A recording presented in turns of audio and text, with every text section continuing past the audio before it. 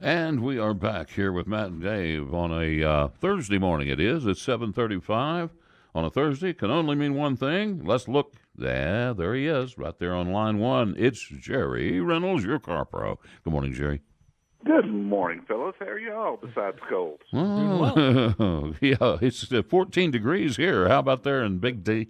In Big D, where Just you are? about freezing.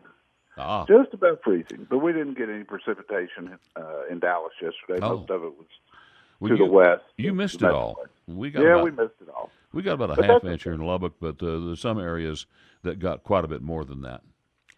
But If I anyway, had gotten it, I would have been able to get around because I'm driving a 2020 Chevy Traverse, and it is an all-wheel drive vehicle, so that would have been helpful if we had gotten the bad weather.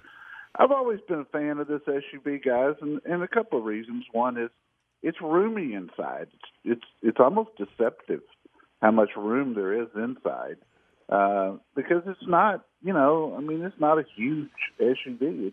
It's probably a little larger than most midsize, but good third row seat room for real adults back there, and then you've got some cargo area behind the third row seat, which is a little unusual in this size segment. Typically, the third row seat is all the way up against the tailgate, and you have to fold those seats down. This one, you could actually put some stuff back there. Runs and drives good. I mean, this is a nice, quiet inside, good horsepower, good fuel economy for its size. Jerry, I see these cars running. Of course, I'm a fan of an SUV. I have a Highlander. But Yeah, I see these Traverses running around all the time, and I think they're really good looking. they are. But I would like to know what is Chevy? Are they up to speed quality wise with the imports? I think they're certainly building better vehicles than they've ever built before. I think for me the question is the long-term reliability there.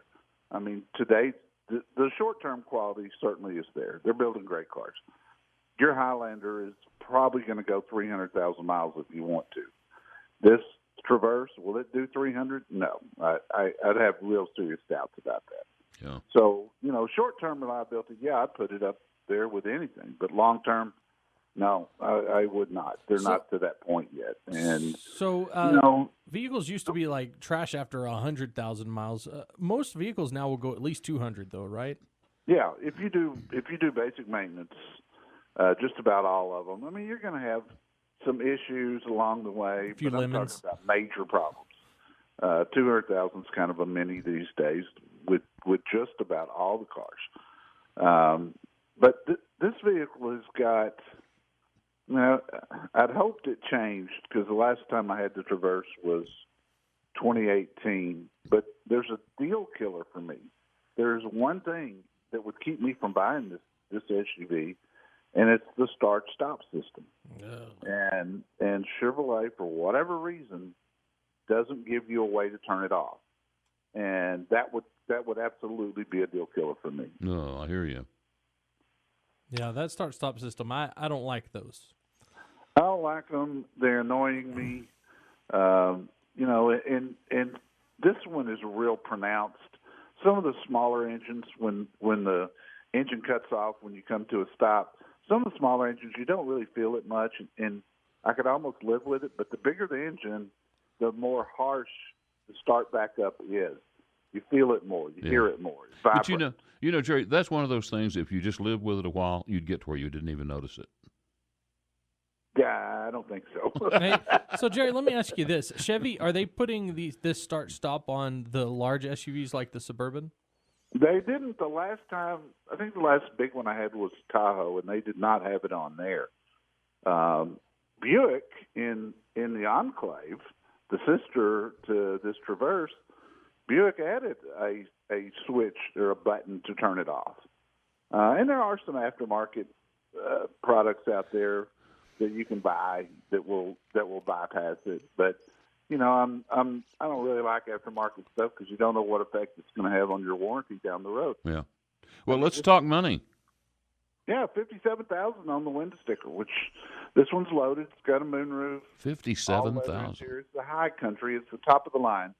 And it really does have a nice interior. I mean, the seats in this thing are just super. Well, you know, and they're that's very, very comfortable. that's But that's a surprising lot of to money, me. you know? That is really surprising to me because my Highlander was the very top of the line. I think it has every option you can get on it.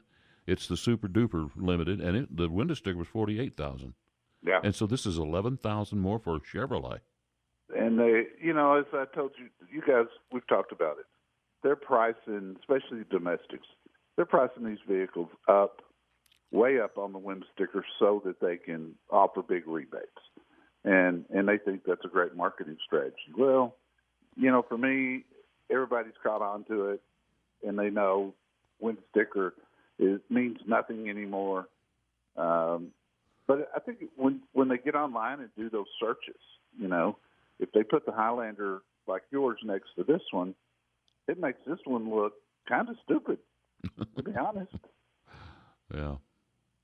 Yep. Well, anyway, I'm a real fan of the SUV. I don't know why they didn't build these long before they started because they make more sense, you know, than just about anything. Well, I suppose they probably didn't have a powerful enough, small enough engine to build this unit back some time ago. And I mean, today I see car makers really just taking nothing more than a sedan hatchback, and putting bigger tires and wheels on it and calling it an SUV.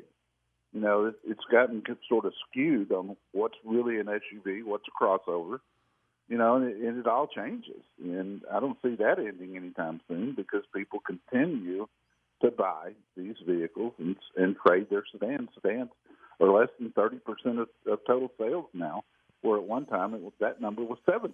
Yeah, get gas prices back up to $4 an hour or $4 a gallon, and they'll change the name a little bit again. But well, the thing about the SUV, they're set up a little taller, and I think they're easier to get into. You have to squat down getting into a sedan on most of them.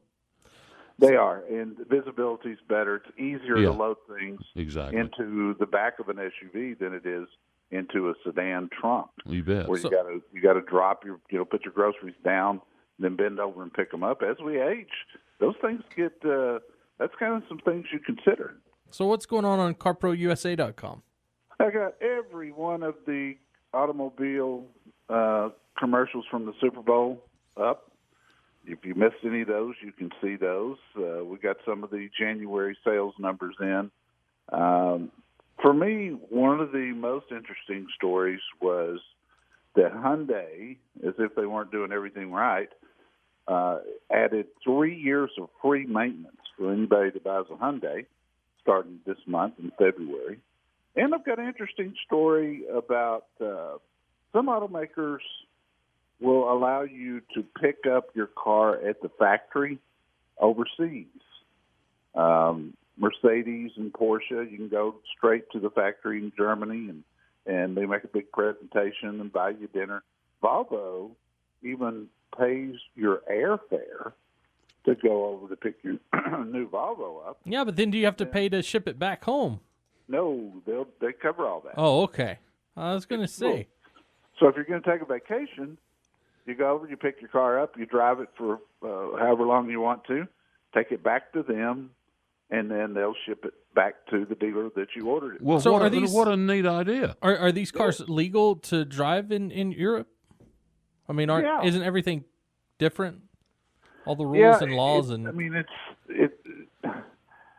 I have driven in Europe, and some things are different. They use a lot of roundabouts, but you know, by and large, once you get used to it, there's nothing to it. I mean, this thing. I hate roundabouts. Been around for a while. This is not something new. It's just not very well publicized. Yeah. So I did that, and I've got one more story coming up today that people will find interesting, I think. I actually explained turbochargers, and I want people to understand it because there's still a lot of fear out there about turbochargers. But the truth is, they have become wildly reliable, and it's something that people are going to have to get used to. So I'm going to tell you how a turbocharger works, and that'll be up a little bit later today. Right. And the Chevy Traverse you talked about today will be up on Monday. That's correct. All right. Well, Jerry, thanks for calling in. We want to remind everyone that your show is right here on 95.1 FM, 790 AM, KFYO, every week, Saturday from 11 to 1, and one of the most entertaining shows that are out there, especially on the weekends. Make sure you listen in. And Car Pro USA is your website. Thanks for calling in. Guys, stay warm. All right, we'll see you next week, Jerry. Okay, buddy. Bye-bye.